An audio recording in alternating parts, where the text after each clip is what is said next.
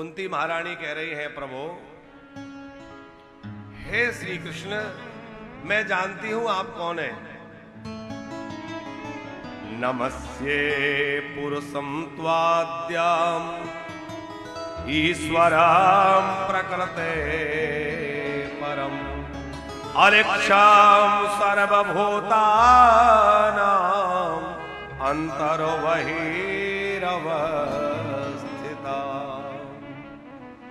नमस्ते पुरुषं त्वाद्यम्, हे परम पुरुष। पुरुष बोलते हैं, पुरुष माने हम लोग स्त्री पुरुष, ये पुरुष नहीं। पुरुष का मतलब है पुरीम सेयते सा पुरुषः, ये पुरियां हैं। कितनी? 84 लाख। ये जो योनियां हैं तो 84 लाख पुरी हैं। इन 84 लाख पुरियों में जो आत्मा बनकर विराजमान है वो कौन है? वह परम पुरुष परमात्मा है। सबके अंदर वही बैठा है, चाहे चींटी हो, चाहे हाथी हो, चाहे कुत्ता हो, चाहे गाय हो, सब में बैठा है कि नहीं? कुंती महारानी कह रही हैं कि हे परम पुरुष, मैं आपको प्रणाम करती हूं। ईश्वरम प्रकृते परम, आप प्रकृति से परे हैं, आप ईश्वर हैं। ईश्वर कैसे कहते हैं? कर्तुम अकर्तुम अन्यथा कर्तुम समर्था सह ईश्वरा। पंकज जी, ईश्वर कैसे कहते हैं? कर्तुम अकर्तुम अन्यथा कर्तुम समर्था सह ईश्वरा। जो करने योग्य है उसको भी करे, जो ना करने योग्य है उसको भी करे, इन सब से और कल्पना से जो परे है उसको भी जो कर डाले, वो परमात्मा, वो ईश्वर है। कुंती महारानी कह रही हैं आप ईश्वर हैं। ईश्वरम प्रकृते परम, आप प्रकृति से परे हैं। और बड़ी बात यह है कि अंदर भी आप ही हैं और बाहर भी आप ही हैं। लेकिन आपने ऐसी माया फैला रखी है कि ना तो आप अंदर दिखते और ना बाहर दिखते। अच्छा विचार करिए, हमारे अंदर कौन बैठा है? तो हर कोई कहेगा कि हमारे अंदर भगवान है, सबके अंदर भगवान है। और बाहर क्या है? बोले भगवान ही है। तो अंदर भी वही है और बाहर भी वही है, लेकिन ना वो अंदर दिखता है ना बाहर दिखता है। एक भक्त ने बहुत बढ़िया बात कही है कि मुझी में रह के मुझी से पर्दा, मुझी में रह के मुझी से पर्दा, मेरे अंदर ही रहते हो और मुझी से पर्दा करते हो, मुझे दिखते नहीं हो। है? पर्दा हटाना जरूर होगा। प्रभु ये माया का पर्दा हटा दीजिए ताकि मैं आपको देख सकूं, मैं आपको अनुभव कर सकूं। कृष्णाय वासुदेवाय देवकी नंदनाय च नंदि गोपी कुमाराय गोविंदाय नमो नमः। कुंती जी कह रही हैं आप श्री कृष्ण हैं। कृष्ण शब्द का अर्थ है कर्षयति इति कृष्णा, जो सबको अपनी ओर खींच ले।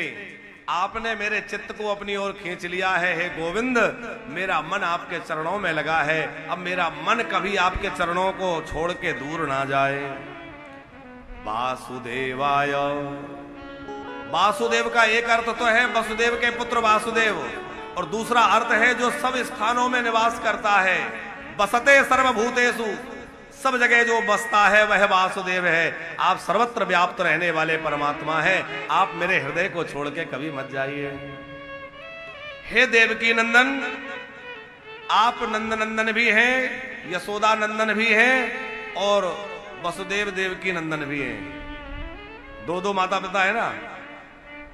पर सच्ची बात यह है कि ना तो आप देवकी वसुदेव के बेटा हैं और ना नंद यशोदा के बेटा है। आप तो जगत के पिता हैं। ये तो लीला करने के लिए आप लोगों के बेटे बन जाते हैं, किसी का कुछ बन जाते हैं। वस्तुतः आप परम ब्रह्म हैं। कुंती ने 26 श्लोकों में स्तुति की है। कुंती महारानी कह रही हैं प्रभु आपने मेरे ऊपर बड़ी कृपा कर रखी है। भगवान बोले क्या चाहती हो? बोले एक कृपा और कर दीजिए कि जो मेरा मोह मेरे परिवार में बंधा हुआ है, मेरा मन वहां से छूट जाए।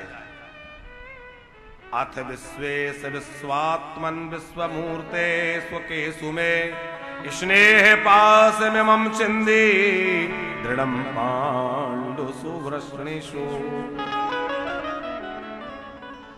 हे भगवान द्वारिकानाथ, मेरा मोह जो है एक तो पांडवों में पांडवों में बसा हुआ है और दूसरा मेरे मायके में। स्त्री का मोह दोनों जगह रहता है, चाहे जितनी वृद्धा हो जाए पर मायके के प्रति भी ममत्व तो बना रहता है और अपने ससुराल पक्ष में भी अपने परिवार में प्रेम रहता है। तो कुंती महारानी कह रही हैं कि मेरा प्रेम दोनों जगह बटा हुआ है, आप दोनों जगह से मेरे ममता के बंधन को काट के और आप अपने चरणों में मुझे लगा लीजिए। अथ विश्वेश विश्वात्मन, हे विश्वात्मन, आप मेरे स्नेह को हटा दीजिए। ऐसा क्यों कह रही है? क्योंकि जब तक कोई व्यक्ति संसार में मन लगा रहेगा तो भगवान में मन नहीं लगेगा, और जब भगवान में मन लग जाएगा तो संसार में मन नहीं लगेगा। ये मन एक जगह कहीं लगेगा। ये दोहरा काम नहीं हो सकता कि हम चाहें कि संसार को भी साध लें और भगवान को भी साध लें। जिस किसी का मन भगवान में लग जाता है उसको संसार अच्छा नहीं लगता। हाँ, संसार का व्यवहार धर्म चलता रहता है। डरना मत के भजन में लग जाए तो ऐसा नहीं घर परिवार छूट जाए, तो डरना नहीं है। लेकिन ये भी याद रखना है कि हम लोग घर की आसक्ति ना छोड़ें, परिवार की आसक्ति ना छोड़ें और सोचें कि हमें भगवान मिल जाए। तो भगवान मिलना इतना सरल भी नहीं है। भगवान को प्राप्त करने के लिए हमें संसार की आसक्ति का त्याग करना ही होगा। कैसे? जैसे एक लोटे में खारा पानी भरा है, वो आप चाहते हैं कि इसमें गंगा जल भर जाए, तो लोटे में पहले से जो पानी भरा हुआ है उसको खाली करना पड़ेगा कि नहीं, तभी दूसरा जल भर पाएगा। अब ऑलरेडी उसमें पहले से ही जो है खारा पानी भरा हुआ है, तो गंगा जल कहां से आएगा? हमारे अंदर संसार का मोह, संसार की आसक्ति पहले ही भरी हुई है, तो भगवत प्रेम कहां से आएगा? तो पहले संसार की मोह ममता को हटाना होगा। इसलिए कुंती महारानी कह रही हैं, स्नेह पास मिमम छिंदी दृढ़म पांडो सुवृष्णिषु। हे भगवान, मेरे ऊपर कृपा करिए। भगवान ने कुंती जी की स्तुति सुनी, सोचा कि चलो आज हम जाएंगे ही नहीं। लौट के प्रभु द्वारिका जा रहे थे, द्वारिका नहीं गए, लौट के हस्तिनापुर आ गए। बोले अब हम थोड़े दिन यहीं रहेंगे। ठाकुर जी को याद आया कि कुरुक्षेत्र में युद्ध भूमि में मेरी कोई प्रतीक्षा कर रहा है। कौन प्रतीक्षा कर रहा है? पितामह भीष्म। अर्जुन के बाणों के द्वारा शरीर बिध गया है। अर्जुन ने जो बाण मारे हैं, भीष्म पितामह के बाण सामने से लगे पीछे निकल गए और बाणों की सैया पर भीष्म पितामह पड़े हुए हैं। रक्त बह बह के सूख गया है, बड़ी भारी वेदना शरीर में है, लेकिन प्राणों को रोक रखा है। क्यों? बोले अंतिम समय में द्वारिकाधीश का दर्शन करके मरूंगा। जब तक द्वारिकाधीश नहीं आएंगे मैं अपने प्राणों को रोक के रखूंगा। तो प्रभु की प्रतीक्षा में उस कष्ट में पड़े हुए हैं। भगवान द्वारिकाधीश का मन ही मन चिंतन कर रहे हैं। पांडवों को लेकर द्वारिकाधीश भीष्म पितामह के पास गए और पितामह भीष्म ने जैसे ही देखा कि ओहो मेरे प्रभु आए हैं, प्रसन्न हो गए। और अब उठ के प्रणाम तो कर नहीं सकते क्योंकि बाण लगे हैं, बाणों की सैया पर पड़े हैं, तो लेटे लेटे नेत्रों से ही प्रणाम किया और कहा, सदैव देवो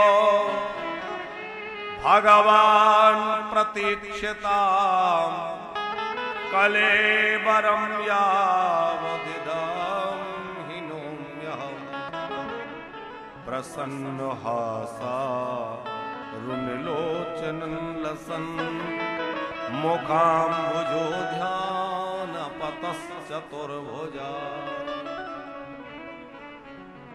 हे प्रभु, आज तक मैंने आपकी प्रतीक्षा करी, अब आप इतनी कृपा करना कि जब तक शरीर से प्राण ना निकले सामने ही खड़े रहना, जाना मत। और कैसे खड़े रहना? प्रसन्न हासा अरुणलोचन लसन, हंसते हुए मुस्कुराते भय मेरे सामने खड़े रहो तो आपकी इसी छवि का दर्शन करते करते मैं शरीर त्याग करूंगा। युधिष्ठिर ने पितामह भीष्म को प्रणाम किया तो भीष्म पितामह ने युधिष्ठिर को अनेक धर्मों का उपदेश किया है। जीवन में कभी समय मिले तो महाभारत अवश्य पढ़ना, और समय तो निकालना पड़ेगा, समय वैसे कभी नहीं मिलता। कई लोग बड़े व्यस्त रह करके भी बहुत कुछ कर लेते और कई लोग फ्री रह के भी कुछ नहीं कर पाते। अच्छा, कई लोग कहते हैं हम व्यस्त हैं, लेकिन वो व्यस्त कम और अस्त व्यस्त ज्यादा होते हैं। जो बार बार ये बहाना करें नहीं कि साहब बहुत बिजी हैं, बहुत बिजी हैं, तो समझ लो बिजी कम है, अव्यवस्थित ज्यादा है। जो व्यवस्थित जीवन शैली में रहेगा, दिनचर्या जिसकी व्यवस्थित रहेगी, वो सब काम के लिए समय निकाल लेगा। और एक और बात, कोई आपसे कहे ना कि क्या करें समय नहीं मिलता, तो समझ लेना बहाना बना रहा है। क्योंकि जिस काम के लिए व्यक्ति महत्वपूर्ण समझता है उसके लिए समय निकाल ही लेता है, उसके लिए टाइम निकल जाता है।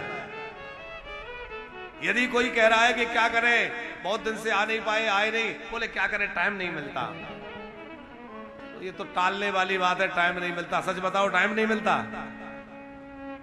और जिस दिन काम आएगा तो टाइम मिल जाएगा कि नहीं, दौड़ के आ जाएगा। ये बहाना है।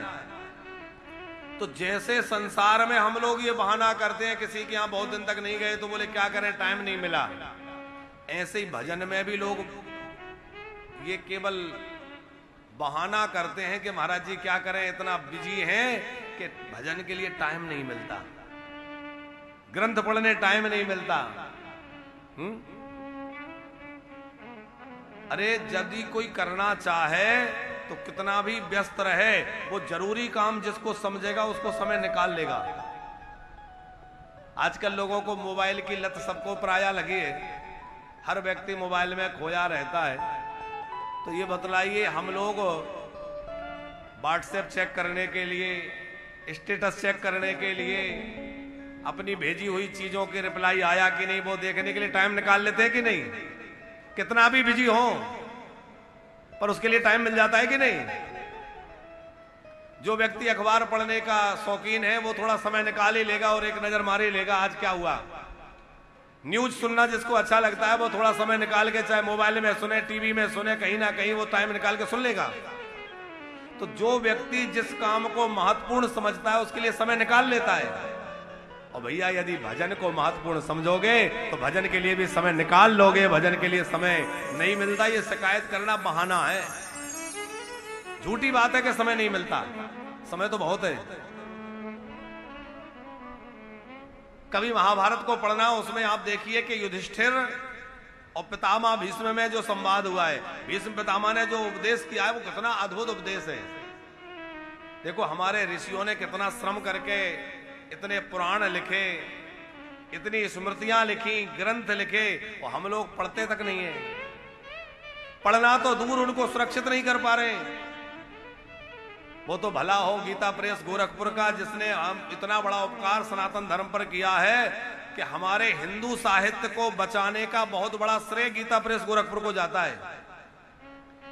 आज 18 पुराण, आज वेद की संहिताएं, स्मृतियां, उपनिषद, ये सब लुप्त प्राय हो रहे थे, बड़ा मिलना दुर्लभ हो रहा था। लेकिन गीता प्रेस गोरखपुर वालों ने कृपा करके, कितना श्रम करके, उसमें 2 लोगों का बहुत परिश्रम रहा है और दोनों वैश्य समुदाय से थे। सेठ जी, एक तो जिनको सेठ जी नाम से जाना जाता था, श्री जय दयाल गोयंका जी, आप लोगों ने नाम सुना होगा, श्री जय दयाल गोयंका जी, और श्री हनुमान प्रसाद पोद्दार जी, दोनों ही वैश्य थे, लेकिन दोनों ही किसी पहुंचे हुए संत से कम नहीं, बहुत पहुंची हुई स्थिति में थे। और आप लोगों ने इतना बड़ा कार्य किया है सनातन धर्म के लिए कि आज हमारे बीच में पुराण, स्मृतियां, ग्रंथ, उपनिषद सब बड़ी सुलभता से मिल रहे हैं। महाभारत जो है बड़ा विस्तृत ग्रंथ है, 6 खंडों में गीता प्रेस गोरखपुर से प्रकाशित होता है। कभी समय निकाल के उसको पढ़िए। उसका अनुशासन पर्व जो है, जो भीष्म पितामह ने युधिष्ठिर को उपदेश दिया है, बड़ा गजब का उपकरण है, उस प्रकरण है, क्या अद्भुत उपदेश दिया है। कि दान धर्मान राज धर्मान मोक्ष धर्मान विभाग सा स्त्री धर्मान भगवत धर्मान समासा व्यास योगता। पितामह भीष्म ने दान धर्म, राज धर्म, मोक्ष धर्म, स्त्री धर्म, आपद धर्म, भगवत धर्म सबका बड़ा विस्तृत वर्णन किया।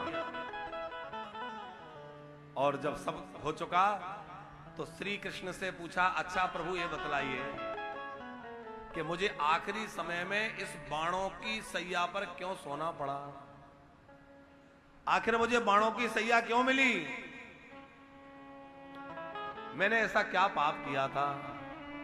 भीष्म पितामह कह रहे हैं हाँ, कि मैंने कोई पाप अपने जीवन में नहीं किया, मेरा जीवन निष्पाप है।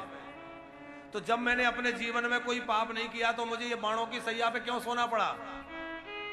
ध्यान से सुनना। भगवान बोले, देखो तुम जीवात्मा हो और मैं परमात्मा हूं। तुम भूल गए, मैं नहीं भूला कि तुमसे क्या गलती हुई है। भीष्म पितामह से 71 जन्म पहले एक भूल हुई थी अविनाश जी। उस समय भी एक राजा थे और रथ पे बैठ के जा रहे थे, तो इन्होंने देखा कि रथ के सामने एक सर्प आ गया। इन्हें लगा कि सर्प के ऊपर पहिया चढ़ जाएगा, बेचारा मर जाएगा। तो इन्होंने तो अच्छे के लिए ही किया, लेकिन थोड़ा गड़बड़ हो गई। क्या किया? अपना बाण लिया और बाण को ऐसे लेके सर्प में लगा के उसको उछाल के फेंक दिया। अब वो सर्प को उछाल के उन्होंने फेंका तो वो एक कांटेदार झाड़ी पे जाके गिरा। तमाम कांटे उस सर्प के शरीर में चुभ गए। अब वो वहां से निकल नहीं सकता। कई दिनों तक उलझा रहा, तड़पता रहा, उसका रक्त बहता रहा और वहीं तड़प तड़प के उसके प्राण निकल गए। तो ये पाप पितामह भीष्म के पीछे लग गया, उनके पीछे लगा रहा।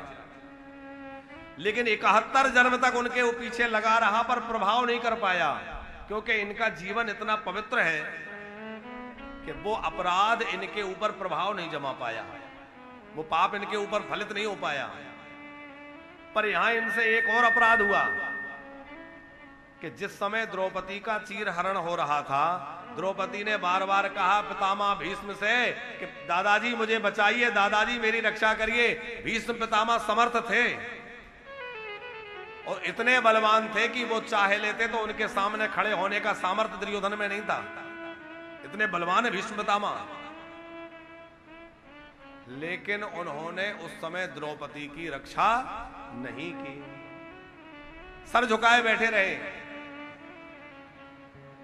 हमारे यहां पक्षी भी कैसे होते हैं, आप पढ़िए रामचरितमानस को।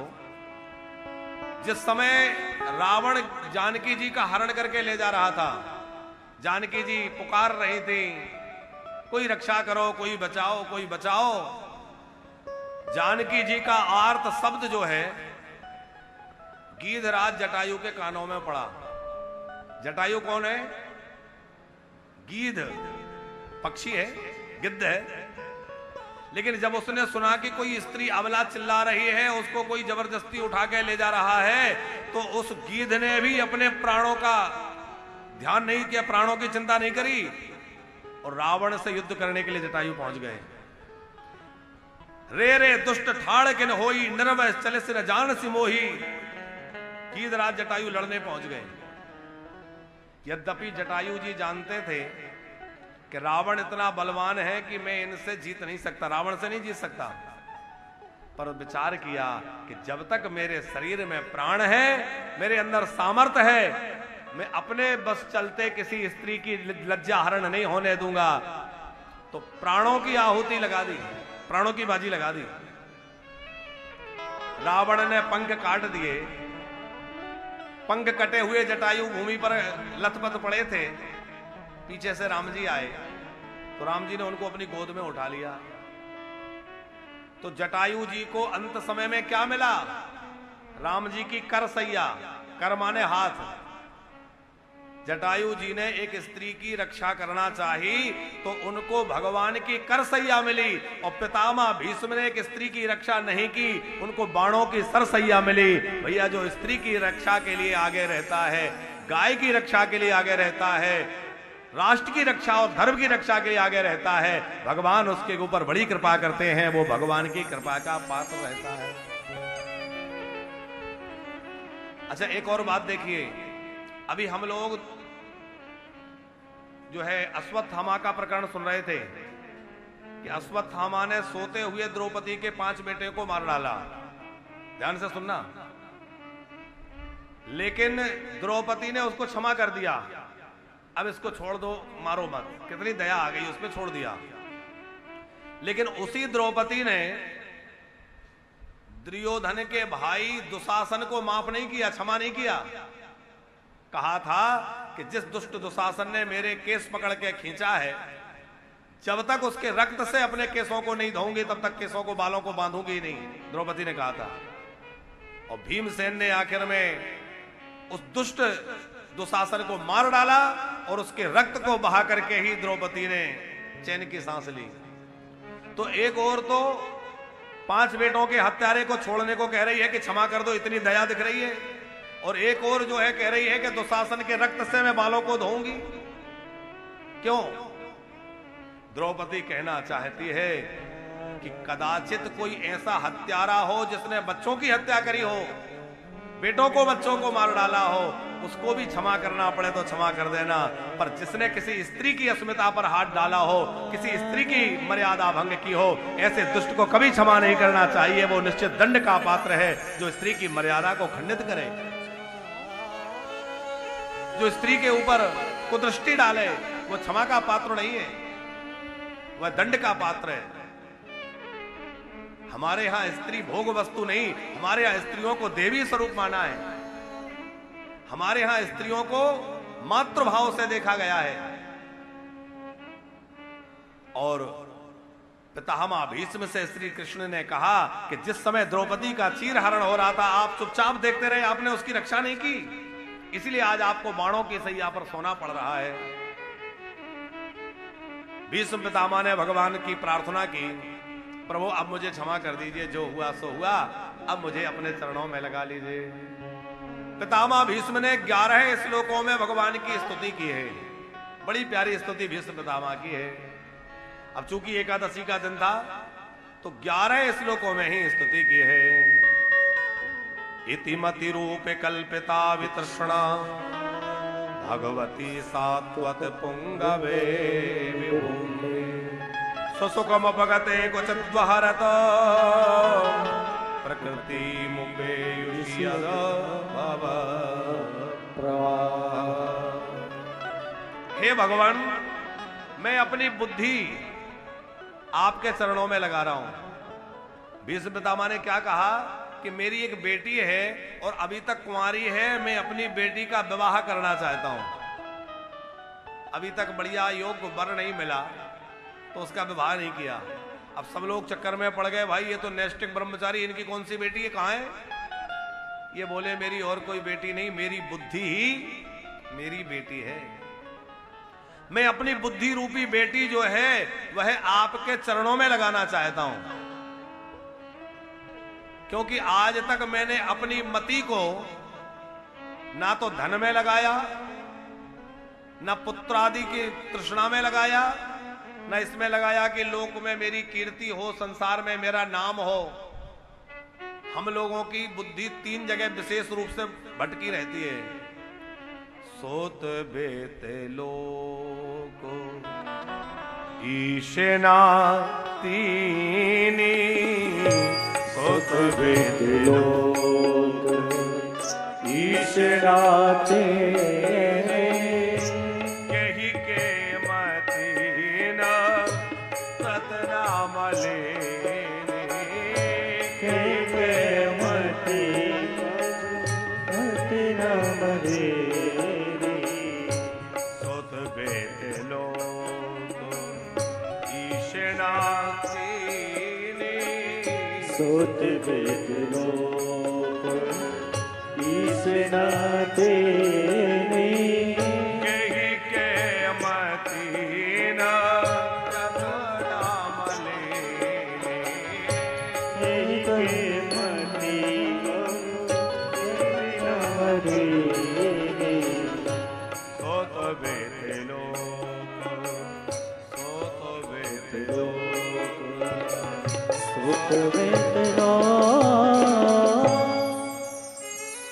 सुत माने पुत्र आदि में, वित्त माने धन्य में, और लोक माने संसार में हमारी मति हमारी बुद्धि लगी रहती है। भीष्म पितामह कह रहे हैं, भगवान मैंने अपनी बुद्धि को ना तो संतान के इच्छा में लगाया, ना धन की इच्छा कभी रखी, और ना संसार में प्रतिष्ठा मिले इसकी कोई इच्छा रखी। मैं तो अपनी मति हमेशा आपके चरणों में लगाए रखा, और अब मरते मरते चाहता हूं मेरी मति सर्वथा आप में ही लगी रहे। त्रिभुवन कमलम तमाल वर्णम रवि कर गौरवरम वरम दधाने बपुरल ककुलावतारनाब्जम विजय सखे रथिरस्तु में नवध्या। कह रहे हैं, हे प्रभु मेरी बुद्धि को आपके जैसा वर कहां मिलेगा, ऐसा पति कहां मिलेगा बुद्धि के लिए। आपका स्वरूप कैसा है? देखो, कन्या वर्यते रूपम, कन्या रूप का वर्णन करती है, पिता कुल का वर्णन करता है, मां ये देखती है कि घर में कुछ खाने पीने के लिए है कि नहीं, घर का इंतजाम कैसा है, और परिवार के लोग ये देखते हैं भैया कुटुंब खानदान कैसा है, और जो बाहर के लोग आते हैं बाराती बन के जाते हैं वो तो भोजन देखते हैं कि भोजन कैसा मिला है?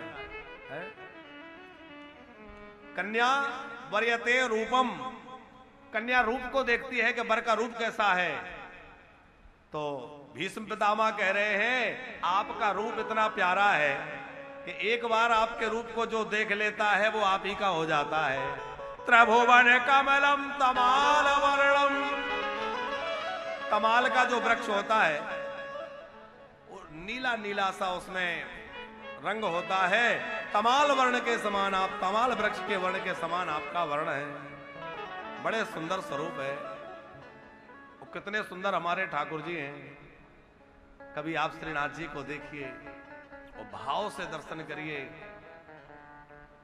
राजस्थान की भूमि से ही एक भक्तिमती देवी यहां पधारी थी, उनका नाम था अजब बाई, अजब देव। अजब बाई जो है उनकी कथा आप लोगों ने शायद सुनी हो। वो अजब की ही थी। जब अपने कुटुंब जनों के साथ, परिवार जनों के साथ में यहां आई, गिरिराज जी की परिक्रमा करते करते, और श्रीनाथ जी का दर्शन किया, इन्हीं श्रीनाथ जी का। तो कावरा जी श्रीनाथ जी का दर्शन करके उनका मन था कि अब मैं लौट के ही ना जाऊं, यही मन लग गया, लौटना नहीं चाहती थी। परिवार के लोगों ने बाध्य किया, चलो चलो, तो जाना पड़ा। लेकिन वह अपने घर पहुंच करके बीमार पड़ गई, और ऐसी बीमार पड़ गई कि बड़े बड़े वैद्य आए देखने के लिए, लेकिन कोई ठीक नहीं कर पाया। तमाम लोगों ने उपचार किया लेकिन कोई ठीक न कर पाया, क्योंकि इनकी पीर तो तब मिलेगी जब वेद सांवरिया होए। मीराबाई क्या कहती है? एरी में तो प्रेम दीवानी मेरो दर्द न जाने कोई। एरी में तो प्रेम दीवानी मेरा दर्द न जाने को।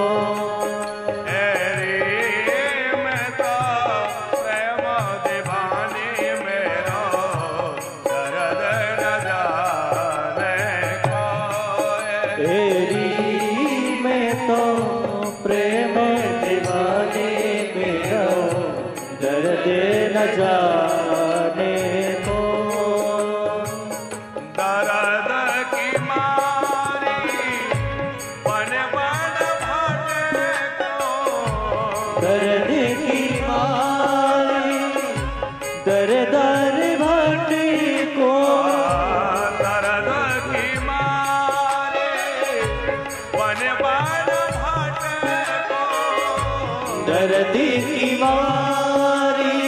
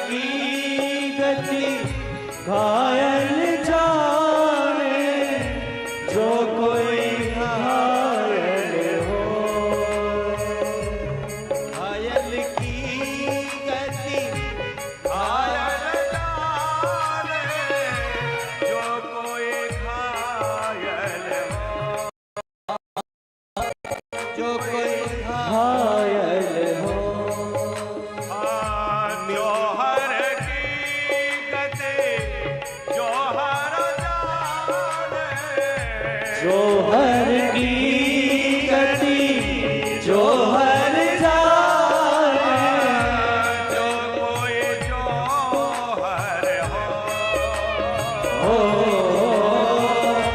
जो कोई जो हर हो। मैं तो प्रेम दीवानी मेरो दर्द न जाने कोई। तेरी में तो प्रेम दीवानी मेरो दर्द न जाने को। मैं तो प्रेम दीवानी मेरो दर्द न जाने कोई। तेरी में तो प्रेम दीवानी मेरो दर्द न जाने को। जय हो। मीरा जी कहती हैं कि मेरा दर्द कब मिटेगा, जब वैद्य सावरिया होए।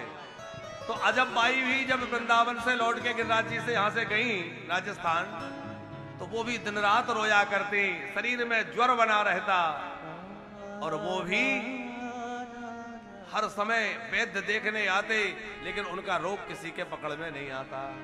उन्होंने कहा मेरा रोग तो केवल और केवल श्रीनाथ जी गिरिनाथ जी मिटा सकते हैं, और कोई नहीं मिटा सकता, मुझे वहीं ले चलो। अब परिवार के लोगों ने कहा कि भाई ऐसे तुम्हें वहां रहने की अनुमति तो नहीं दे सकते, हाँ चलो हम लोग लेके चलें, कुछ दिनों तक दर्शन करके मिलके फिर चली आना। तो परिवार के लोग जो है अजब बाई को लेकर आए, और वो जब यहां आई तो कई दिनों तक यहां रही। यहां तब मुखिया जी से सबसे प्रार्थना करी कि मुझे भी कोई सेवा दे दो।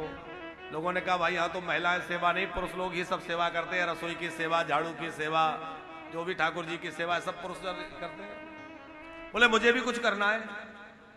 बोले बाहर बैठ के तुम्हें जो सेवा ठीक लगे करो।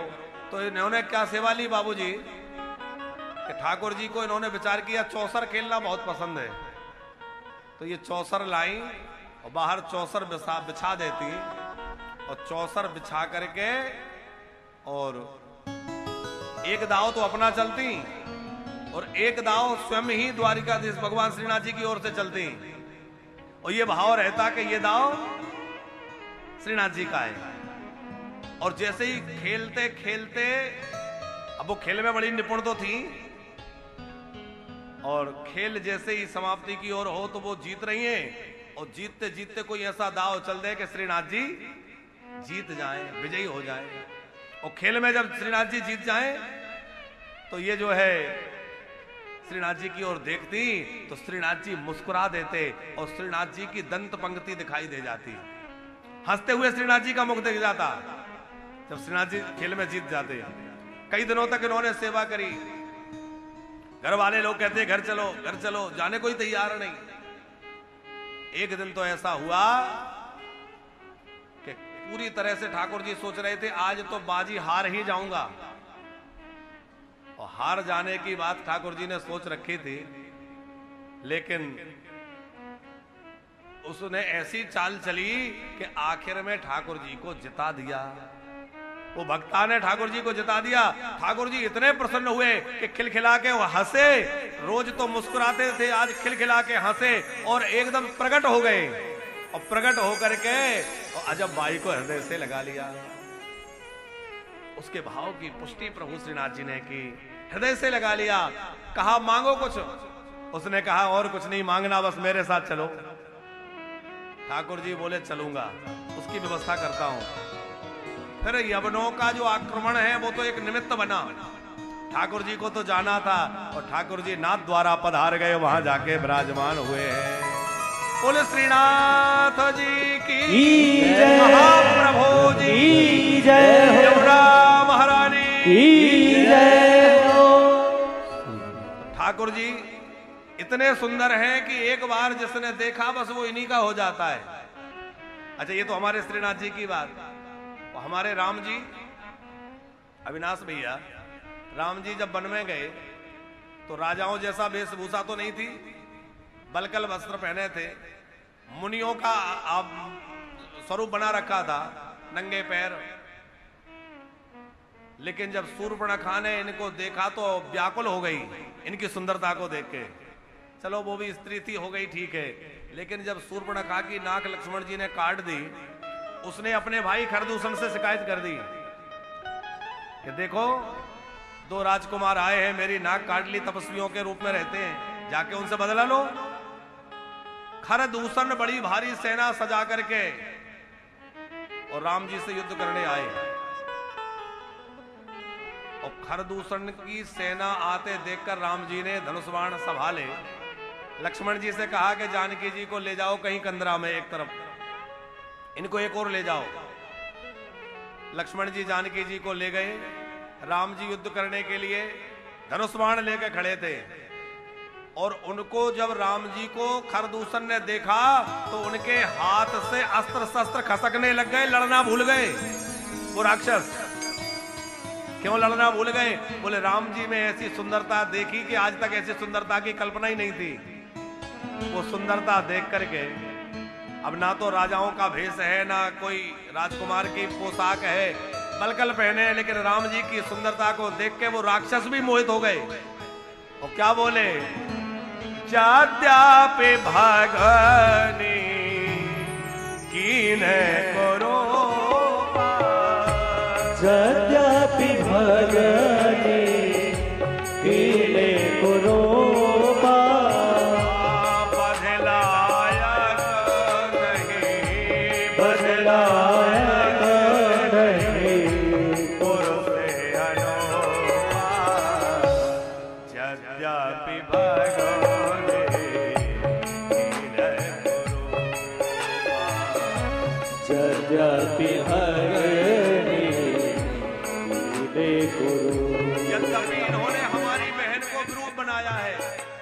मारने लायक नहीं है, ये बद लायक नहीं है, इन्हें छोड़ दो, इनसे कहो भाग जाएं। तो आप विचार करिए, जिनको देखकर राक्षस भी लड़ना भूल जाएं, उनकी सुंदरता का क्या कहना। इसीलिए पितामह भीष्म कह रहे हैं, मेरी बुद्धि के लिए आपसे सुंदर वर कहीं मिलेगा ही नहीं। कित्र भुवन कमलम तमाल वर्णम रवि करेगा और वरम वरम दधाने अपुरन ककुला व्रतान नाचुम विजय सखेर सपद सखि बचोन सम्य मध्य निज परयोर वलयोर रथ निवेश्य स्थितवति पर सैनिका सुरण्या सुरवति मार्द सखेर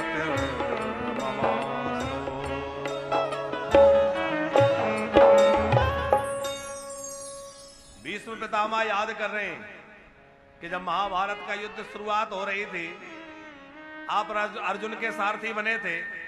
अर्जुन ने कहा कि रथ दोनों सेनाओं के बीच में ले चलो, तो आप रथ को चला करके दोनों सेनाओं के बीच में ले आए।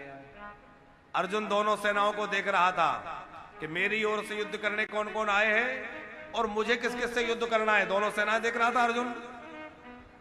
निज परयोर वलयोर रथम निवेश्य, भीष्म पितामह कह रहे हैं कि अर्जुन तो दोनों सेना देख रहा था, पर आप भी तो देख रहे थे। भगवान बोले देख रहे थे तो? बोले मैं जान गया, आपके देखने में एक जादू हो रहा था। क्या? बोले आपने कौरवों पर दृष्टि डालकर उनकी आयु को छीन लिया और पांडवों पर दृष्टि डाल के उनकी आयु को बढ़ा दिया। आपकी आंखों में ऐसा जादू है कि किसी पे दृष्टि डाल के उसकी आयु बढ़ा देते हैं और किसी पे दृष्टि डाल के उसकी आयु छीन लेते हैं। किसी पे दृष्टि डाल के उसका बल घटा देते हैं और किसी पे दृष्टि डाल के उसका बल बढ़ा देते हैं। ये तो आपकी आंखों का करिश्मा है कि जादू भरी तेरी आंखें जिधर गई, अरे जादू भरी तेरी आंखें जिधर गई, जादू भरी तेरी आंखें जिधर गई, नैनों के कटारे वारे वारे कोई छतिया से कर गए, जादू भरी तेरी आंखें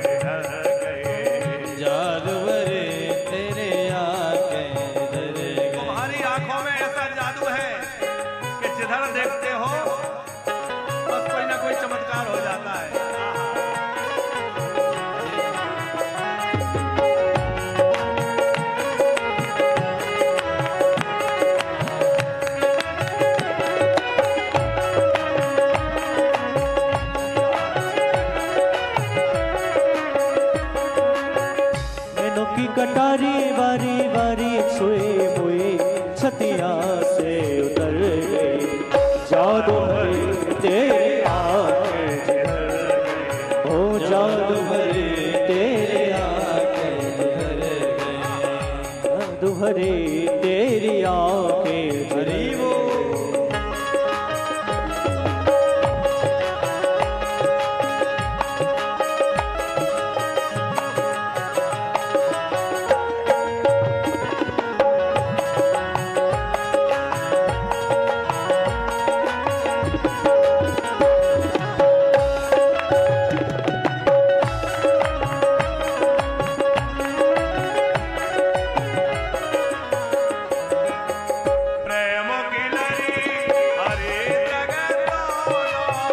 प्रेम की लड़ी हरी रंग बरस परी मोती सिंह सक गई बरस परी मोती सिंह कर गई बरस परी मोती सिंह सक ओ बरस परी मोती सिंह कर गई जादू भरी तेरी आंखें झलक गई जादू भरी तेरी आंखें झलक गई नैनों के कटारे वाले तोई सत्यन से उतर गई जादू भरी तेरी आंखें झलक गई जादू भरी तेरी आंखें झलक गई जादू भरी तेरी आंखें झलक गई जादू भरी तेरी आंखें झलक गई